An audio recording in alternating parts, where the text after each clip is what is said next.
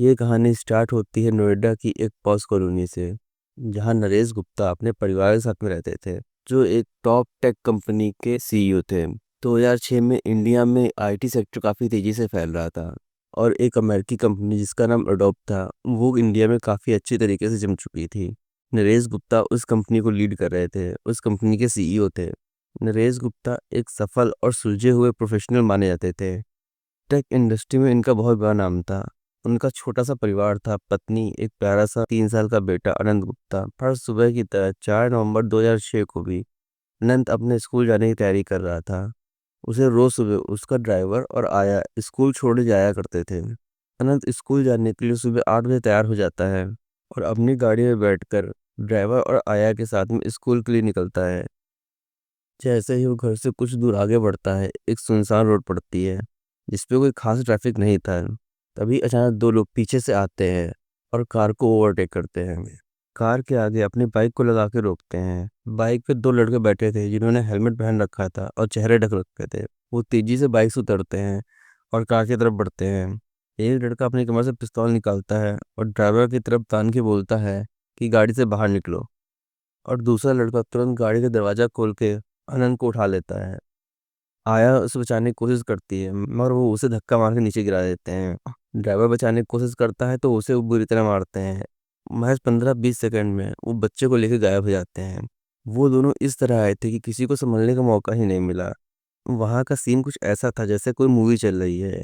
किसी को गोली नहीं मारी गई, ना कोई चीख पुकार हुई। एकदम फिल्मी स्टाइल से वो आए और बच्चे को लेकर चले गए। ड्राइवर और आया जल्दी से घर पहुंचे और उन्होंने नरेश को पूरी बात बताई कि दो लोग आए और बच्चे को उठा के ले गए। घर में तो एकदम कोहराम मच गया। उन्होंने तुरंत पुलिस को सूचना दी। 15 मिनट में नोएडा की पुलिस एक्टिव हो गई, पर जहाँ से किडनैपिंग हुई थी वहाँ पे कोई सीसीटीवी कैमरा नहीं था। करीब 1 बजे किडनैपर्स की कॉल आती है कि बच्चा हमारे पास में है और हमें 2 करोड़ रुपए कैश चाहिए, और फोन कट जाता है। तब तक ये खबर मीडिया में फैल जाती है, और जैसे ही ये खबर अडॉक के अमेरिका ऑफिस में पहुंचती है, अचानक ही एक इंटरनेशनल केस बन जाता है। विदेशी मीडिया जैसे बीबीसी और सीएनएन इस केस को कवर करना स्टार्ट कर देते हैं, और गवर्नमेंट पे प्रेशर बन जाता है। यूपीएसटीएफ को केस दिया जाता है, आईबी को अलर्ट किया जाता है। नोएडा और दिल्ली एनसीआर की पुलिस सारे बॉर्डर सील कर देती है। दिल्ली, नोएडा, गाजियाबाद हर जगह पे गाड़ियों की तलाशी स्टार्ट होती है। मोबाइल टावर के लोकेशन ट्रैक किए जाते हैं, सीसीटीवी फुटेज ढूंढी जाती हैं। ये सब चल ही रहा था, तभी किडनैपर्स की दूसरी कॉल आती है कि पैसे कब और कहाँ देने हैं। इस कॉल के बाद एसटीएफ तय करती है कि वो इस डिलीवरी को ट्रैक करेंगे। परिवार ने 2 करोड़ की रकम जुटाई। इन पैसों का सीरियल नंबर रिकॉर्ड कर लिया गया था।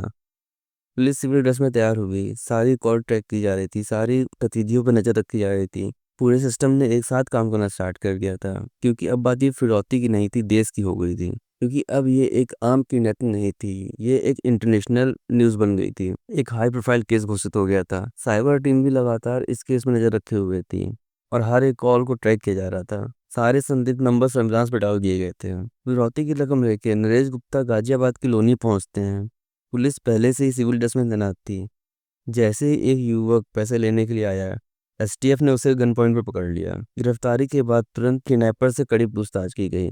उसने बताया कि अनंत गाजियाबाद के एक सुनसान मकान में रखा गया है, जो थोड़ा आउटर में है, और वहाँ कोई नहीं रहता। 7 नवंबर 2006 की सुबह को एसटीएफ ने बताए हुए घर को चारों तरफ से घेर लिया। एसटीएफ दरवाजा तोड़ के अंदर घुसती है और देखती है कि अनंत एक छोटे से कमरे में डरा समा बैठा हुआ है। अनंत को बिना किसी खरोच के सुरक्षित रेस्क्यू कर लिया गया। 48 घंटे से भी कम के समय में यह ऑपरेशन पूरा किया गया। इस ऑपरेशन के बाद अडॉक कंपनी ने पुलिस को 1 लाख रुपए का इनाम दिया। एसटीएफ की भी पूरे देश में सराहना हुई। कई राज्यों की पुलिस ने इस ऑपरेशन से ट्रेनिंग ली। अब आइए जानते हैं कि किडनैपर्स थे कौन। नंद गुप्ता की किडनैपिंग के पीछे कोई इंटरनेशनल गैंग या पेशेवर अपराधी नहीं थे। इस केस का मास्टरमाइंड निकला एक पढ़ा लिखा लेकिन बेरोजगार नौजवान। इस किडनैपिंग में नवनीत शर्मा और रिंकू विजय को अपहरण और फिरौती मांगने के लिए दोषी ठहराया गया, और उन सबको 7 से 10 साल की कठोर कारावास की सजा हुई।